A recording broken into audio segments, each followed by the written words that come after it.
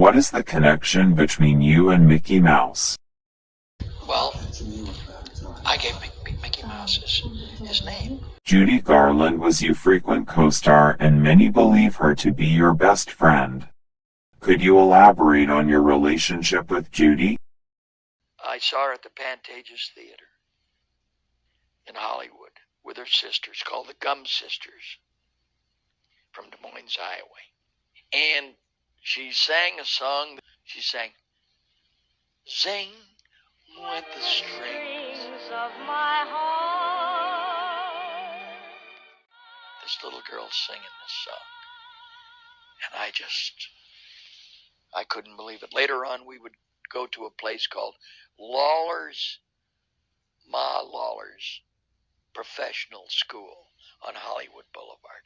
And all of the studio children, Ma Lawler's, I told her how much I thought of her when I had seen her at the Pantages Theater, and she says, "Oh, thanks, Mickey." She was my sister from the beginning, the sister I never had. She was the love I had searched for. She was born to be one of the greatest performers in the world. She more than acted her lyrics, she lived them. I think she's one of the greatest actresses in the world. You have been a legend in Hollywood and well respected by your peers. Was there anyone that you just couldn't click with? And I started the scene and Roy Rowland said, "Cut!" And we looked around and he said, "The hell do you think you are?" To me. He said, "Just because you are Mickey Rooney and this and that, so when I want a little attention, I want attention. Do you understand that?" And he berated me on the set like I have never in my life taken anything. And he said to me, "I'll tell you what I'm going to do. I'm going to go home." And I grabbed him I'm sorry, you know. And I grabbed him like this. And I said, "You're not going home at all. I'm going home." And I went out the stage door, got into my car, and I drove to my home in Encino. And I was never coming back. So you were once visited by an angel. What was the experience like? Yes, up in Lake Tahoe. And I was very depressed, down. One of the down periods of our lives. You know, if anybody says that, you don't... Everybody in the world, unfortunately, goes through two things: depression and loneliness. Everybody gets lonely. No one escapes it.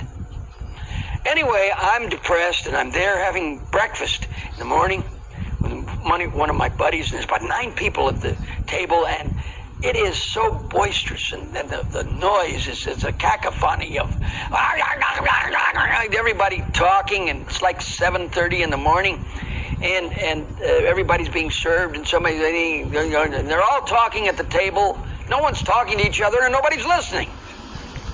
And a certain young gentleman came over to the table. He was a busboy. He had a white coat. His hair, absolutely gossamer. It was gossamer. You've never seen anything like this in your life. It was like gold. It was a hue. And he leaned over the table directly to me. And I thought all the other people saw him too. And he said, "Are you Mickey Rooney?"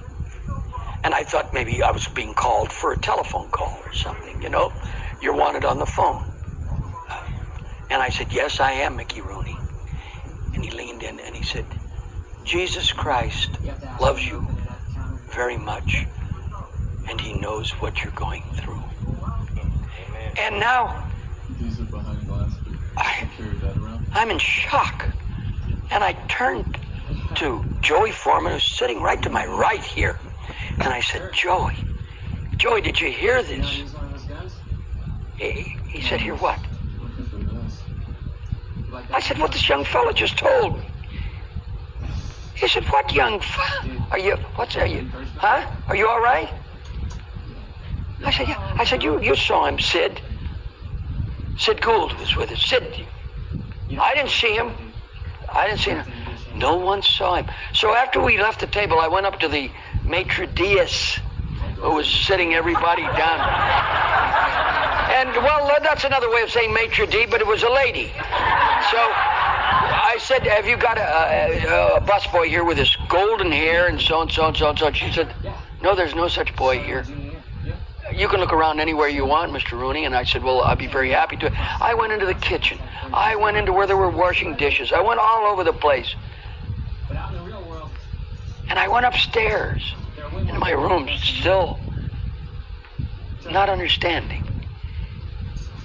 And I said, I don't understand. I don't understand. And at that time, right out on my balcony, was the same boy again. And I opened the French Venetian door. He said, you looked for me. That's all I wanted you to do. Needless to say, my life changed after that.